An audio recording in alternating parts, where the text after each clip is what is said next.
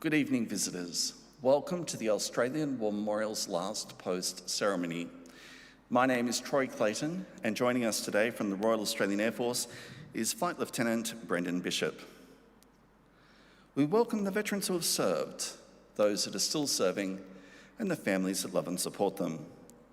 We also acknowledge the members of the RSL Services Clubs Association, RSL Victoria, and RSL Queensland, who are watching this ceremony broadcast across Australia.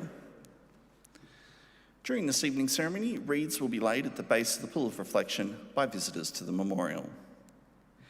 If you're able, please stand and join in singing the national anthem.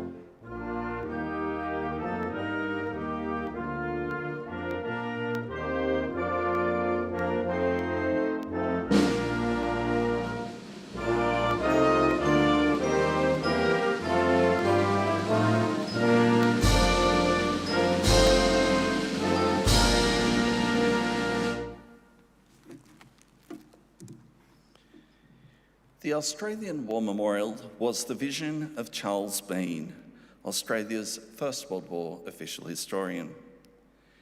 Bean landed with the Australian troops on Gallipoli and stayed with them at the front through to the end of the war. The idea of this national memorial and museum came to him at Pozières, France, in the depths of the bloody fighting of 1916. Bean's idea was that this would be a place where families and friends could mourn their loved ones buried in faraway places. It would also be a place that could help all Australians understand what these men and women had endured and what they had done for us. Bean's vision, to which we remain true, is best expressed as inscribed in the entrance to the memorial's galleries. Here is their spirit, in the heart of the land they loved, and here we guard the record which they themselves made. Tonight, we'll read the story behind just one of those on the Roll of Honour, which lists the names of more than 102,000 men and women who have given their lives for us in war and on operations for more than a century. But first, we present a lament, Flowers of the Forest. Wreaths or floral tributes will now be laid at the base of the pool of reflection.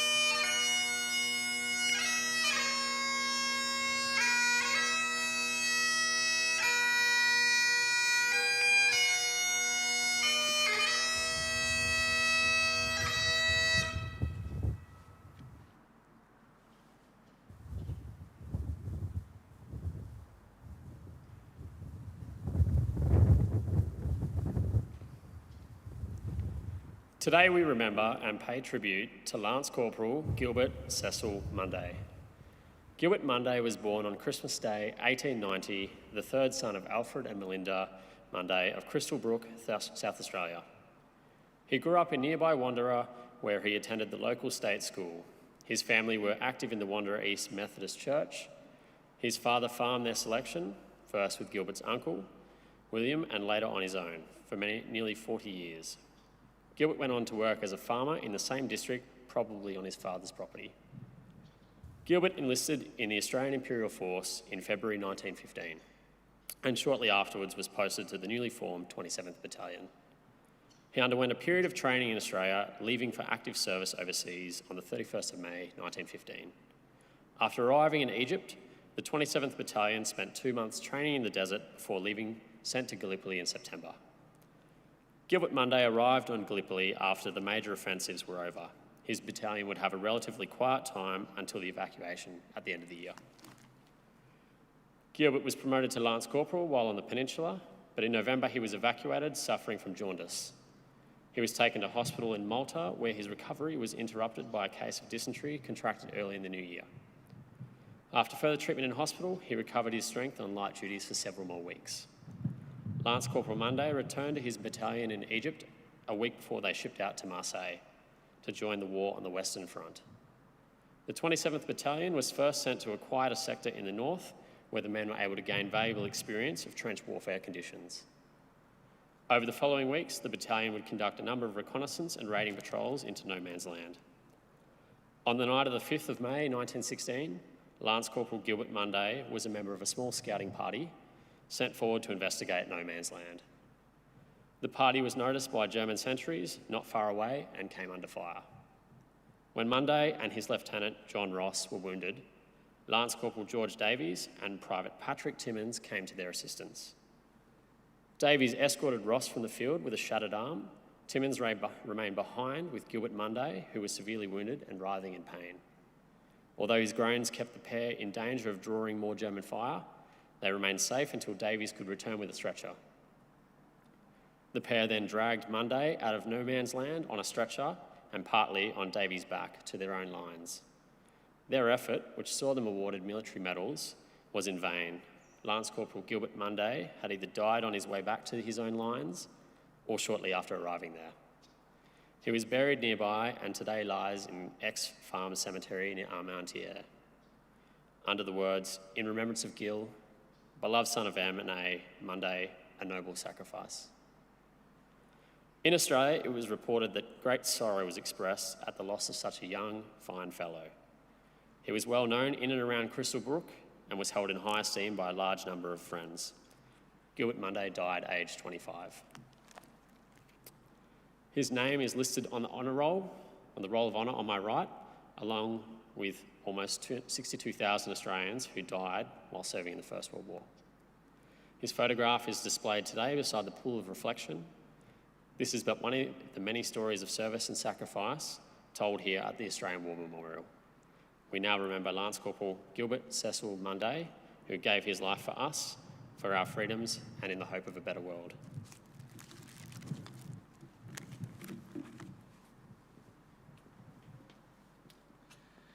Please stand for the reading of the Ode and the sounding of the last post.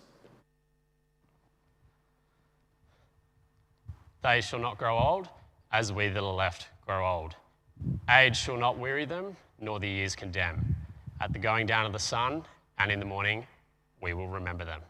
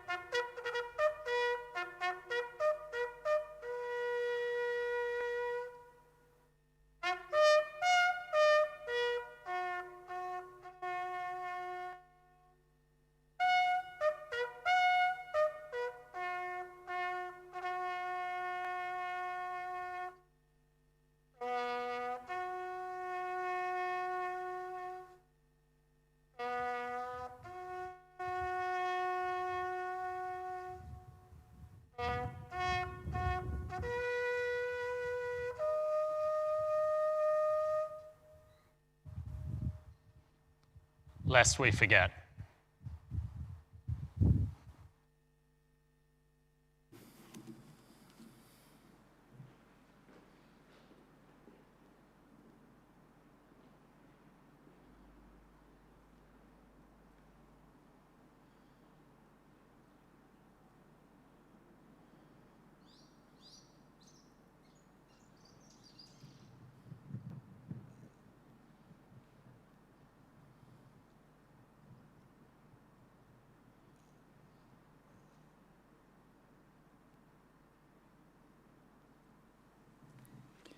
We leave you this evening with the words of the memorial's founder, Charles Bean.